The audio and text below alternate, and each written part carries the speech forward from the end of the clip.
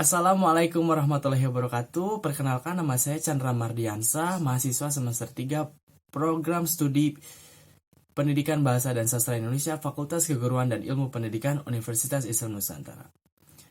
Pada kesempatan kali ini, saya akan menjelaskan atau mereview sebuah naskah yang berjudul Sumur Tanpa Dasar karya Arifin C. Nur untuk memenuhi salah satu tugas mata kuliah apresiasi drama.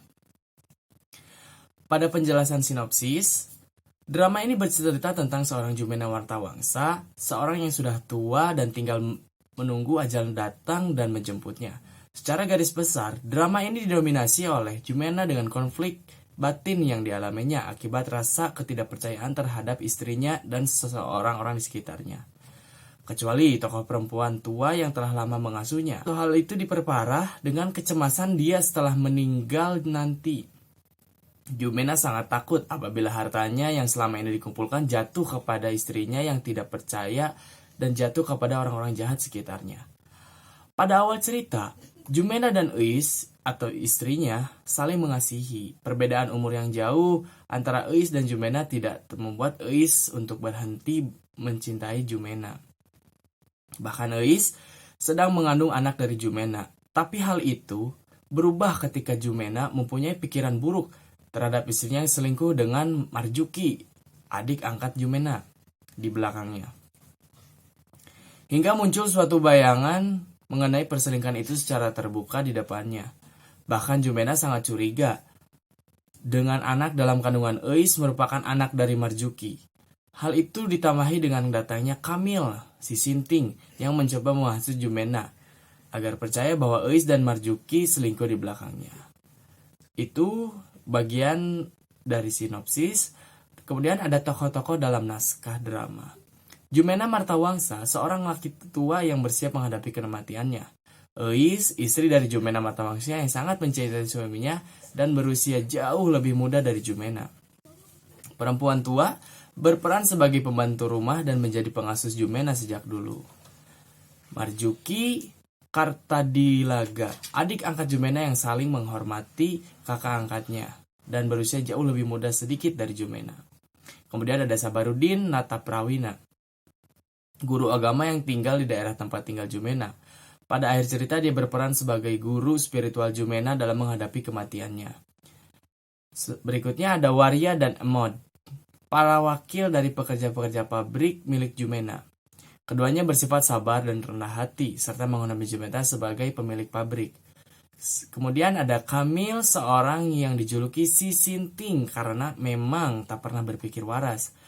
Selanjutnya ada lelaki pelukis Sinting, seorang yang mencintai Eis, tetapi Eis tidak mau karena telah mencintai Jumena. Kemudian ada Markaba dan Lodod, para penjahat yang muncul dalam pikiran Jumena untuk mengambil hartanya. Kemudian yang terakhir ada pemburu, merupakan simbolik dari penjemput kematian Jumena, bersifat penenang bagi Jumena dalam menghadapi krisis psikologisnya. Berikut ada juga pemaparan atau hal yang menarik dalam naskah drama ini. Hal yang menarik dalam drama ini yaitu narrative place yang berpusat atau bersentral pada pemikiran Jumena. Jadi, pikiran Jumena itu divisualisasikan dan Jumena ikut hadir. Tetapi kehadirannya tidak dianggap dan berperan sebagai komentator atas hal yang terjadi pada keadaan pikirannya tersebut. Pemvisualisasian isi pikiran Jumena menjadi suatu hal yang menarik karena isi pemikiran ini tidak sesuai dengan kenyataan kehidupannya. Hal yang aneh untuk dicerna ketika Jumena lebih mempercayai kehidupan pikirannya yang belum ditentu benar ketimbang kehidupan nyatanya, padahal kehidupan nyatanya lebih baik jika ditelusuri lebih dalam. Seperti hadirnya istri yang jauh lebih muda ketimbang umurnya dan masih cantik jelita. Bahkan istrinya sedang mengandung anaknya yang selama ini sangat dinantikan oleh Jumena sebelum ajal menjemputnya. Tetapi hal itu kembali pada awal paragraf. Jumena tetap mempertahankan pikiran yang sangat diagungkan selama ini ketimbang kenyataannya. Jadi buayan istrinya, bahkan kabar hamilnya istrinya tak berarti apa-apa baginya. Hal itu hanya disikapi dingin dan dirasa tidak kepercayaannya. Alias tanya Jum. Selanjutnya ada penjelasan mengenai sudut pandang. Seperti yang ucapkan tadi, atau seperti saya paparkan sebelumnya, sudut pandang pada naskah ini, titik pandang atau pusat pengisahannya merupakan posisi pencerita di dalam sebuah cerita. Ada kalanya pencerita sebagai tokoh utama, pengamat, ataupun tidak ikut sama sekali dalam cerita tersebut. Dalam naskah karya Arifin C. Nur, penulis atau pencerita memposisikan dirinya sebagai orang ketiga, karena beliau tidak terlibat langsung dalam cerita tersebut.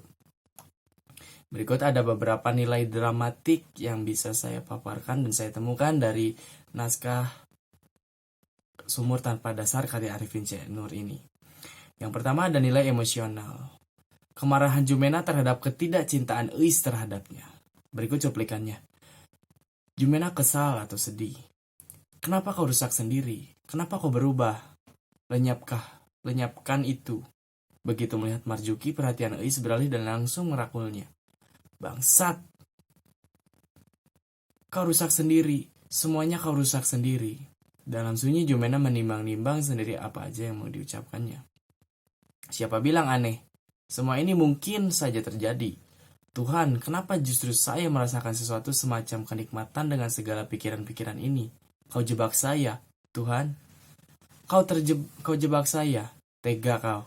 Lalu mulai dengan pikirannya, saya kira mula-mula istri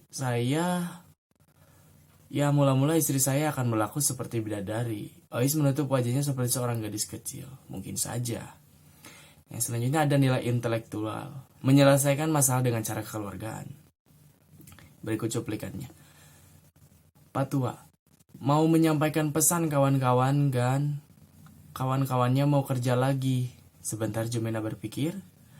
Mereka kembali mau bekerja, katanya Gan.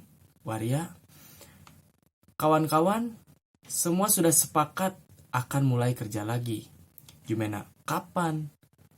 Waria, terserah Bapak tentunya. Jumena, kalau begitu saya timang-timang dulu. Diam.